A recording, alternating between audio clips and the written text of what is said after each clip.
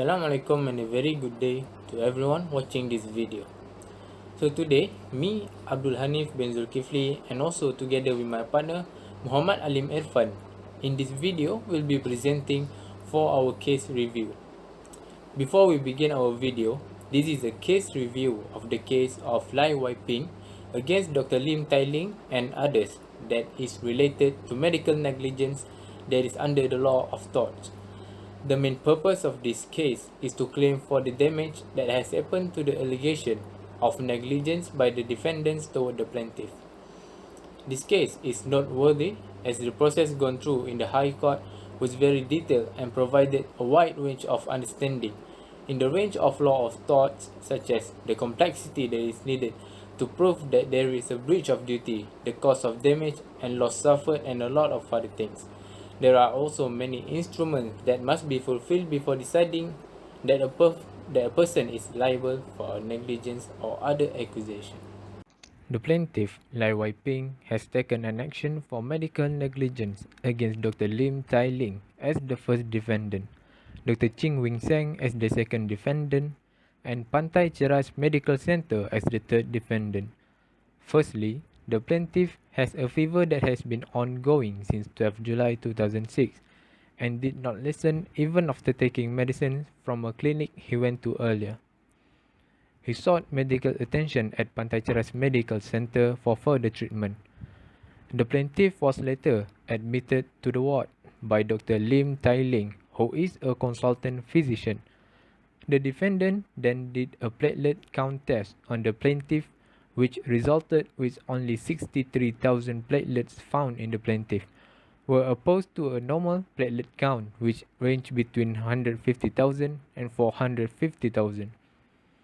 The plaintiff actually suffered from a disease that is called endogenous Klebsiella endophthalmitis that infect the victim's liver, blood, and eyes.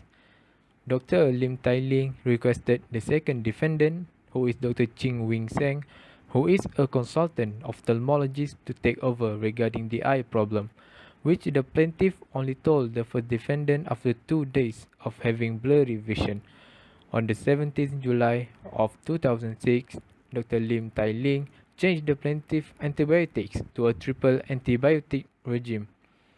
After 7 days, the plaintiff decided to discharge from the hospital at her own risk and did not show up for the following treatment that is set by the hospital. The plaintiff later went to a different hospital to seek treatment. At Tung Shin Hospital, she was also warded for 2 weeks and observed also by a consultant ophthalmologist that acted as the fourth plaintiff witness, named Dr. Rita Yong, but then referred to the fifth plaintiff witness, Dr. Seshan Lim, who worked as a consultant eye surgeon.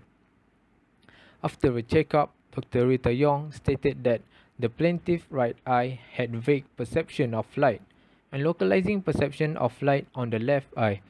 Based on the results, the plaintiff was considered blind and not suitable for work. However, after 3 months of treatment and better condition to the left eye, the plaintiff's left eye started to worsen over time, where she was finally blind in the left eye in June 2007. As a result of the blindness, the plaintiff, Lai Wai-ping, tried to bring an action towards the defendant, who is Dr. Ching Wing Seng, on negligence and breach of duty of care for causing the blindness to her. Now we're gonna move on to the next part of the video, which is the relevant torts issue regarding to this case. The first issue in this case that is related to torts and examined through the process of torts is whether the second defendant administered the intravitreal injection during the procedure on 19 July 2006. This is to see whether the defendant had failed to fulfill the requirement of his job by not administering the intravitreal injection during the procedure. The issue arose because Dr. Ching Wing Seng claimed that he could not proceed with the eye injection earlier on 17 July 2006 because the anesthetist advised him that Lai Wai-ping was not fit for general anesthesia. This claim contradicts with the plaintiff witness, who is Dr. Azian, that said Dr. Ching Wing Seng did not consult her nor her colleagues about the anesthesia. The evidence by Dr. Azian was considered unreliable when she could have forgotten about it and did not record. Another point is that the record is not completed by Dr. Ching Wing Seng for the eye injections, and if it could be counted as negligence toward eye wiping. However, it is decided that the lack of record or notes does not count as an absolute fact that the doctor was negligent, and it does not deny that the eye injection could have been administered. As a matter of fact, the intravitreal injection were in fact claimed to be administered on 19 July 2006 and not on 17 July 2006. The eye injections were made around 11:30 in the morning. The nurses that should have made the entries to the document for the injection were not called by the second defendant, but it is determined that it is not obligatory for the action. So based on the cancellation of the injection, on 17 July 2006, Dr. Ching Wing Seng arranged for another injection on 18 July, but it was also cancelled and it was recorded by him. Meanwhile, for the injections on 19 July, there is no cancellation that has been made. Therefore, there should be no reason for the court to reject the evidence that the injections have been made. For the analysis of this issue, from this issue itself, we can already establish that the duty of care that the second defendant, Dr. Ching Wing Seng, has over the plaintiff. In determining whether a duty of care should be imposed or not, we can turn to the Caparo principle, which under this principle, there are three questions that need to be fulfilled in order to establish a duty of care, which whether the loss to the plaintiff was reasonably foreseeable, whether there was sufficient proximity between the defendant and the plaintiff, and lastly, is whether it is fair, just and reasonable to impose a duty of care. Applying to the current case, the first question could be whether eye wiping blindness was reasonably foreseeable to Dr. Ching Wing Seng. The answer is yes, because he knew that the plaintiff was a patient suffering from endogenous endophthalmitis. The more reason as to why he had ordered the intravitreal injection for the purpose of saving the plaintiff's eye from infection or even blindness. Dr. Ching Wing Seng knew the risk of the disease or infections involving the eyes, so he had worked his very best to provide the treatment for the plaintiff. The second question is whether there was sufficient proximity between the defendant, which is Dr. Ching Wing Seng, and the plaintiff, which is Lai Wai Ping. The plaintiff and the second defendant did in fact have sufficient proximity given their relationship as a doctor and a patient. So a doctor's job is to treat the patient come their way because it is their responsibility to do so. Furthermore, it is a medical profession, so the proximity between them are very clear. Lastly, whether it is fair, just and reasonable to impose a duty of care towards Dr. Ching Wing Seng. The answer is also yes, because the plaintiff was helpless and in need of treatment for her eyes.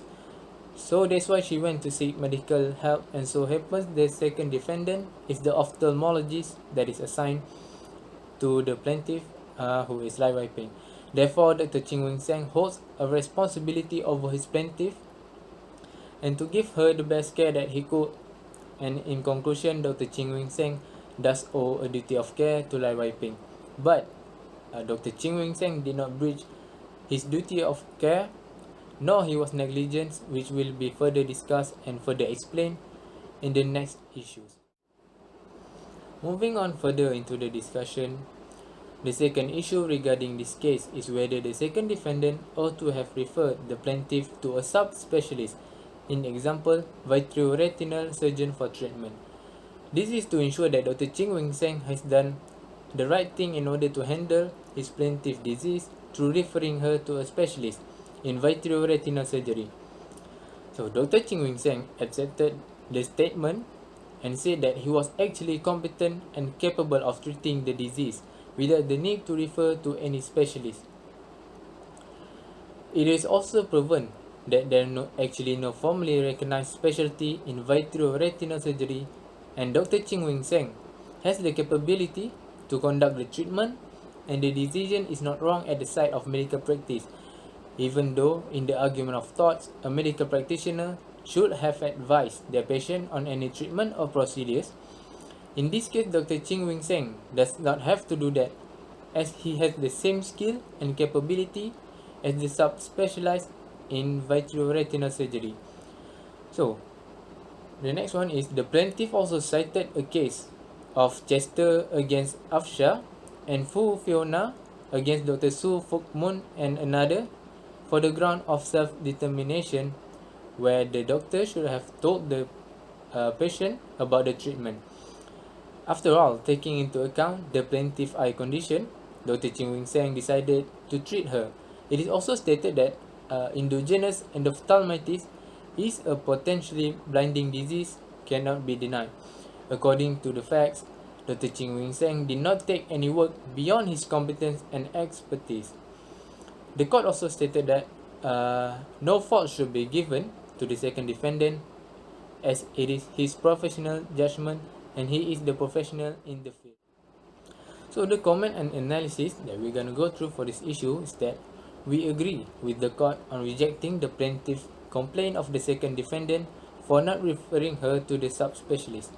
It is unnecessary for Dr. Ching Wing Seng to do so, because there weren't any physicians specializing in vitreoretinal surgery at the time, and even if there were any, Dr. Ching Wing Seng was more qualified to take on patients with endogenous endophthalmitis, because the certified ophthalmologist during that time had knowledge and skill on the issue that is been ongoing.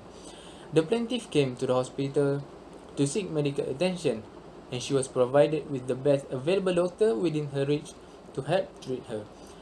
With that being said, if she wasn't satisfied with what she got, she could have searched for another doctor that is more well suited with her need and demand before giving consent to Dr. Ching Wing Seng to treat her problem. It is also made clear that the second defendant had obtained the consent of the plaintiff daughter for eye injections on her mom somewhere around 17 to 18 July 2006, which is before the injections were made to her. That fact itself is evident to say that the plaintiff had chosen Dr. Ching Wing Seng as her ophthalmologist, and he has every right to provide her with treatment, and that he thinks is the best based on his professional medical judgment that he have. Alright, so I'm Erfan. I'll be taking over from here. So moving on to the third issue in this case is the issue of whether the second defendant's management of the plaintiff was in accordance with the accepted treatment of endogenous endophthalmitis. This issue is regarding the standard of care that needs to be fulfilled by the second defendant, Dr. Ching Wing Seng, and if he reached that standard of care. The plaintiff believes that if the second defendant were more proactive by calling for an intravitreal antibiotics injection and proceeded with the vitrectomy surgery as soon as she was diagnosed, her vision could have been spared. However, the second defendant intervened too late and put in too little effort to treat the rare affliction of her eyes properly. The reason for that was because when the second defendant had examined her during consultation, he noticed the presence of pus, inflammation, swelling around the plaintiff's eye. That being said, he could not proceed with the intravitreal vancomycin and amikacin injections under local or general anesthesia. Adding on to that, also under this issue, the question of whether a vitrectomy surgery that the plaintiff claimed should have been done immediately should be performed at an early stage of treatment or after a week or two once the patient has been put on systemic intravenous antibiotics was raised in this issue. Now, moving on to the decision that the court has decided for this issue is that to prove whether the second defendant met the standard of care of the case, we have to look into what was the accepted practice of ophthalmologists at the material time in treating endogenous endophthalmitis patients. An expert witness, Dr. Pal Singh, who is also an ophthalmologist with 30 years of experience in his field, was called upon by the second defendant to shed some light on endogenous endophthalmitis matters based on his personal experience and extensive knowledge. So, according to this expert witness, there is no established protocol regarding the administration of intravitreal antibiotics. However, it does not mean that there is negligence if it was not given, and that it is if it was given. Dr. Pausing also testified that he would have done the same thing that the second defendant did when the second defendant decided to lay off on giving the plaintiff intravitreal injections early on due to the presence of pus, abscess, inflammation, swelling, and chemosis in her eyes, as he thinks that it would be too risky to do so. The second defendant further mentioned that the plaintiff was also ill at the time and showed signs of septicemia, thrombocytopenia, and inferior vena cava thrombosis, together with a low platelet count, which was not advisable to be put through a surgical intervention at the moment. And supporting that claim, Dr. Pausing, the expert witness, said it would have been dangerous to inject a patient with such health conditions, and he too would have waited for the plaintiff's condition to stabilize to prevent any risk. So the decision is that the court accepted the remarks given by Dr. Pausing in his testimony, which justifies that the second defendant's delay in giving out the intravitreal injections was due to the plaintiff's poor health condition and the attendant risks involved when the eye is inflamed. As for the vitrectomy surgery, the expert witness, Dr. Pausing, expressed that vitrectomy is not the first option of treatment in the management of endogenous endophthalmitis and is only considered after the stabilization of the condition. So he would advise the patients to not undergo a vitrectomy procedure within the first 2 to 3 weeks of endogenous endophthalmitis treatment, as the antibiotics were to be given for at least 4 weeks.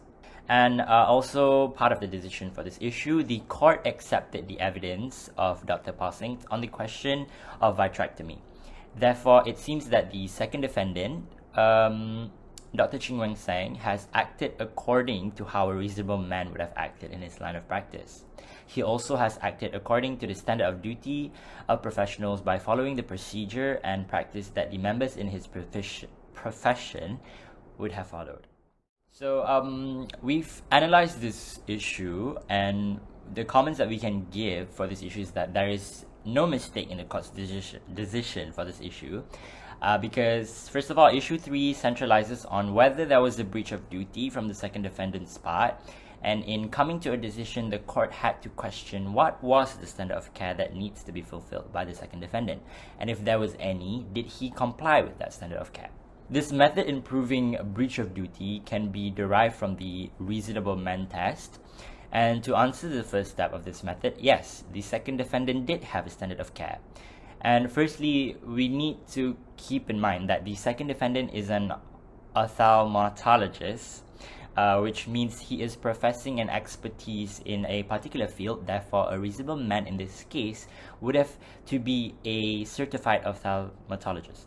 Moving on, it was established and said by the expert witness, Dr. Pausing, that there is no established protocol regarding the administration of intravitreal antibiotics, but a reasonable man in this case would have quickly given an intravitreal injection to a patient with endogenous endophthalmitis. That was the standard of care that the second defendant had to follow, and it was exactly what the second defendant intended to do initially. And we can see how he intended to do this initially when he ordered for the injection on 17th July 2006. However, he later found out that the plaintiff had a presence of pus, inflammation, and swelling around her eyes. And given the current health issues that the plaintiff was facing, putting the intravitreal injections on hold was a safer and wiser decision in his opinion. And a reasonable man in this case would attest to that. And in fact, the expert witness in this case himself, Dr. Pausing, can be taken as the reasonable man in question because he is also an ophthalmologist, just like the second defendant. And Dr. Pausing admitted that he would have done accordingly to what the second defendant did. So the court saw that and took Dr. Pausing's testimony into account. And this itself further answers the second part of the reasonable man test, which proves the second defendant had complied to the standard of care of an ophthalmologist treating a patient with endogenous endophthalmitis. Therefore, the court was not wrong in its decision. Okay, so moving on to the fourth issue is whether the second defendant's alleged failure as presented had caused or materially contributed to the plaintiff's blindness in both eyes. Now, we have established that the plaintiff's condition was endogenous endophthalmitis, and the plaintiff claims that with such conditions, the second defendant's failure of not treating it adequately and quickly has caused the permanent blindness on both of her eyes. The second defendant, however, stood his ground by claiming that despite the countless efforts that he did to save her eyes, the blindness was an unfortunate outcome of endogenous endophthalmitis, which had already been there since the very first time he examined her on 16 July 2006. His main priority at the time was to save her life as best as he could because the plaintiff's condition was deemed to be life-threatening. To note, it was common ground that the plaintiff's eyes were already infected by endogenous endophthalmitis before she went to Pantai Cheras Medical Center to seek for medical help. Okay, so moving on to the decision for issue number 4. In this issue, it centralizes on the question of causation of the plaintiff's blindness. And in deciding whether the defendant negligence had caused the plaintiff's blindness, the court applied the material contribution test. The second defendant's expert witness, Dr. Pausing, made remarks in his testimony on the fact that the blindness suffered by the plaintiff were due to the aggressive nature of Klebsiella pneumonia endogenous endophthalmitis from liver abscess and were not caused directly by the acts of the second. To further support his case, the second defendant had provided a similar case involving Klebsiella bacteria in the case of Yeo Peng Hock Henry v. Pai Lili. It is a Singaporean case actually, and in this case mentioned, the plaintiff lost her left eye vision due to the Klebsiella bacteria despite undergoing intravitreal injections and vitrectomy in the early stage of treatment. The judgment of the case was made based on the fact that even if treatment was approached in an aggressive therapeutic method, it will not guarantee improvement on the outcome, according to an expert witness in that case, Dr. Ang.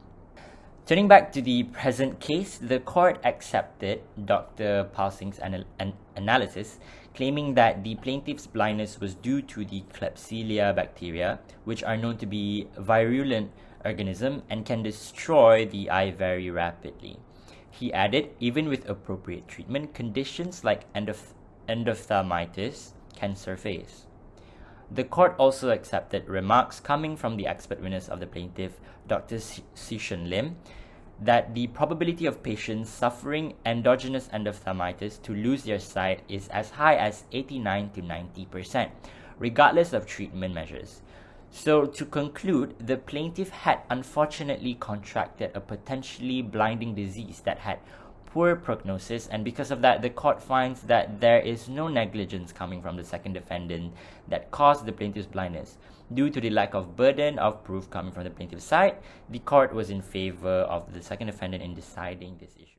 So after analyzing the issue number 4 and its decision, we have concluded that the fundamental approach in discussing the causation in a particular case is the but-for test. However, in situations where multiple potential causes are present, can complicate the court to arrive at a decision because a but-for test seems to be a little inadequate. The alternative for that would be the material contribution test, which is used in circumstances where the precise cause of the plaintiff's damage cannot be proven due to the multiple potential causes that exist.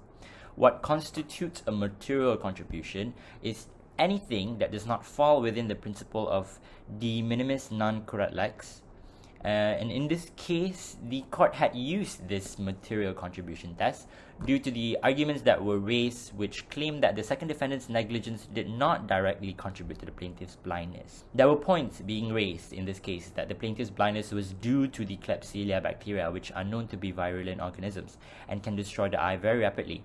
And even with appropriate treatment, conditions like endophthalmitis can occur. So, in order to use the material contribution test, under this test, although the plaintiff does not require to show that the defendant's breach of duty was an evident part of the totality of causes, the plaintiff must still prove on the balance of probabilities that the defendant's negligence materially contributed to the final damage. But however, in this case, the plaintiff had failed to do so, which leaves the court nothing but to side on the second defendant's claim in respect of the expert witnesses' testimonies. And a similar case can be analysed into this current case, which is the case of Williams v. Bermuda Hospital Board. And in Williams, the plaintiff suffered from acute appendicitis and went to the hospital. After undergoing an appendectomy, it was found that sepsis from his ruptured appendix had caused injury to his heart and lungs. The plaintiff argued that the injuries were caused by the negligence of the doctor who examined him. Although a CT scan was requested by the doctor, he had negligently failed to ask for those scans on an immediate basis. And due to that, the appendectomy took place 140 minutes later than if the scan results were given earlier.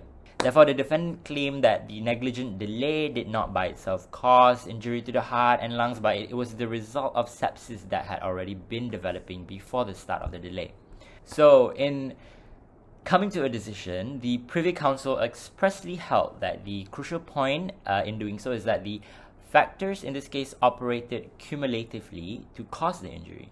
Now, to compare the Williams case with the current case, the plaintiff in the current case also had argued that the second defendant's alleged negligence caused her blindness and that if he acted soon enough, her blindness could have been avoided.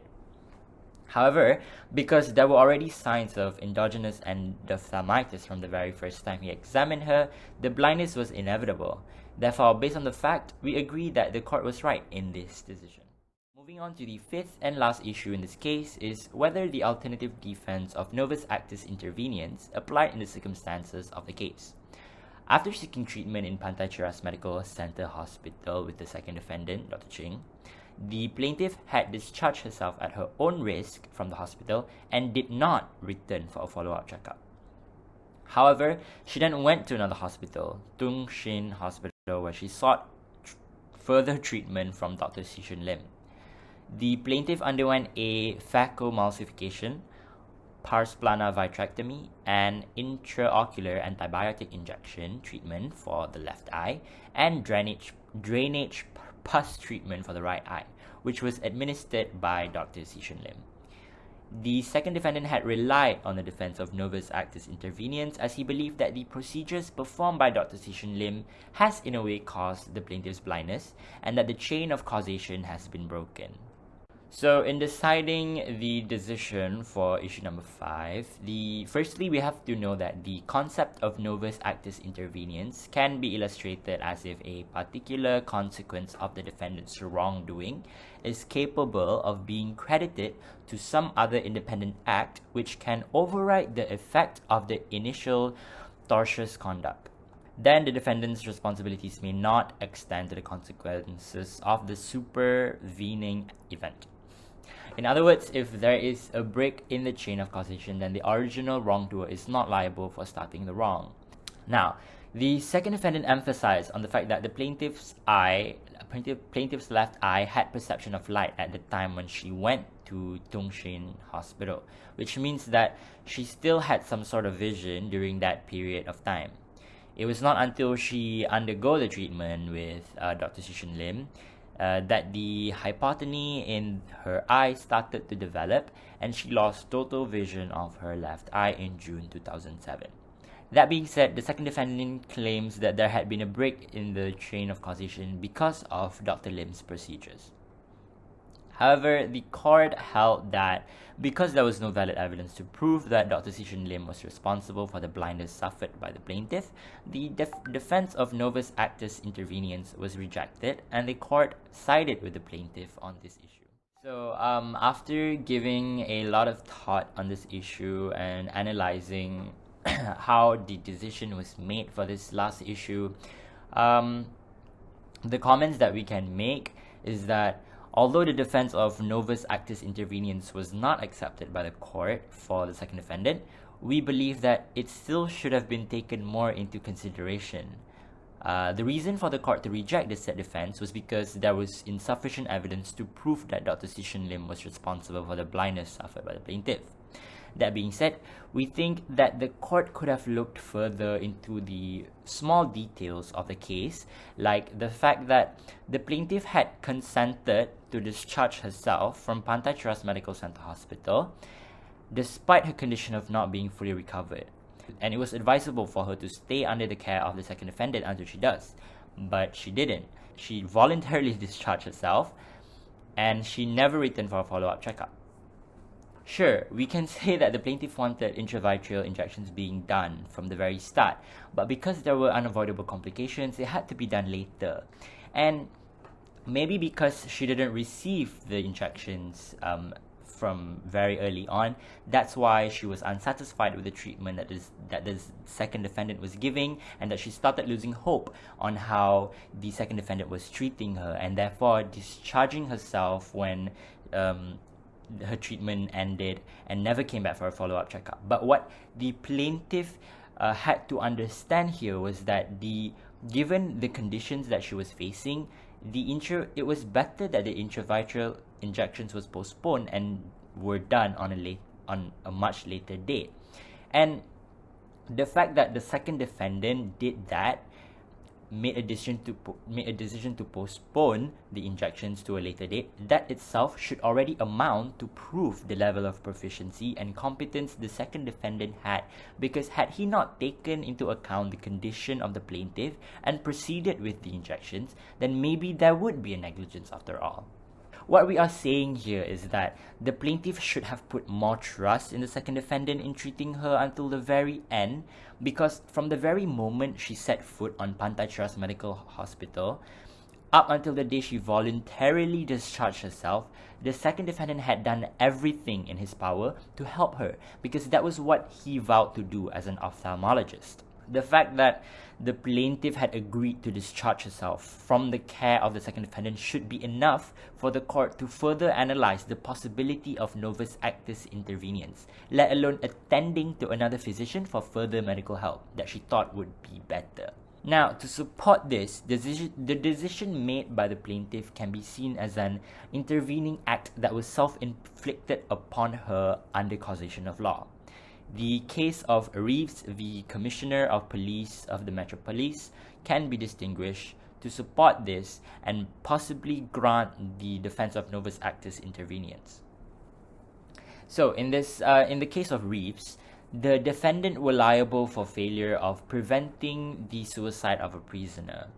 However, the court in this case did not agree that there was a break in the chain of causation, because although it was the prisoner's act to take his own life, the prisoner was still a known suicide risk and the police owed him a duty of care.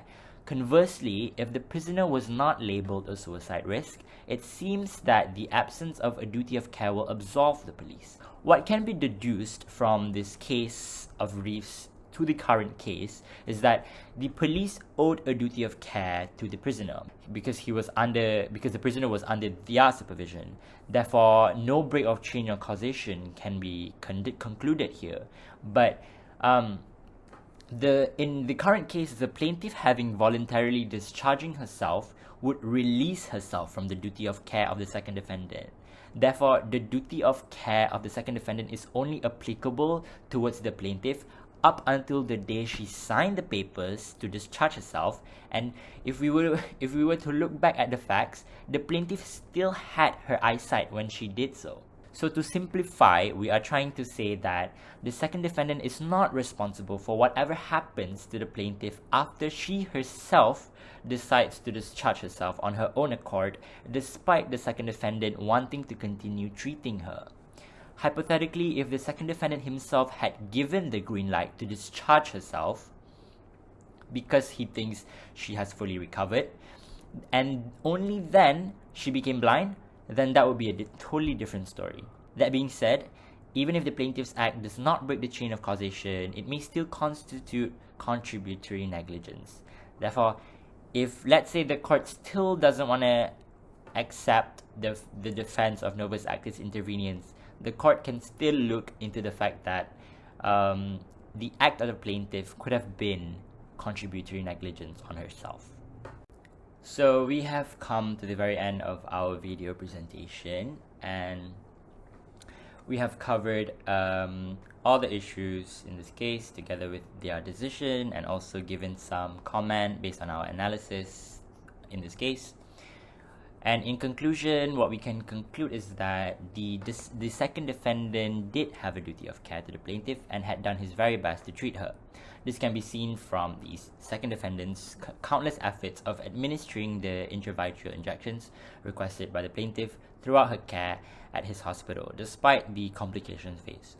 Although there was actually no formally recognized specialty in vitreoretinal surgery at the time, it was established that the second defendant was actually competent and capable of treating the plaintiff's disease, and has in fact done the right thing in order to handle the plaintiff's medical condition. As for the second defendant's management of endogenous endophthalmitis treatment to the plaintiff, it was in accordance with what a reasonable man in this case would have done, and the second defendant had conformed to the standard of duty established, which does not constitute a breach of duty on his part. It can also be said that the second defendant's alleged failure as presented had not caused or materially contributed to the plaintiff's blindness, due to the fact that it was not directly caused by his treatment, but because of the existing aggressive Klebsiella bacteria that caused the endogenous endophthalmitis, which had already been there since the very first time he consulted the plaintiff. And lastly, the defense of novus actus interveniens does not apply to this case due to the lack of evidence to prove that there was an intervention of a third party. However, we do think that the court could have investigated further to decide otherwise. Now, after taking into account the facts, issues, and decisions coming from the court in this case, we agree with the judgments made by the High Court. All in all, we believe that there is nothing wrong with how this case was approached and how it was decided, and how it turned out to be in the end, with the court siding with the second defendant and dismissing the plaintiff's claim of negligence. It was an interesting case to review and has opened up a new perspective of the legal world, because it involves an aspect of the medical profession which is very refreshing to learn about, and how our laws govern their work and the parties in it. So that's all from Haniff and I. Thank you so much for watching.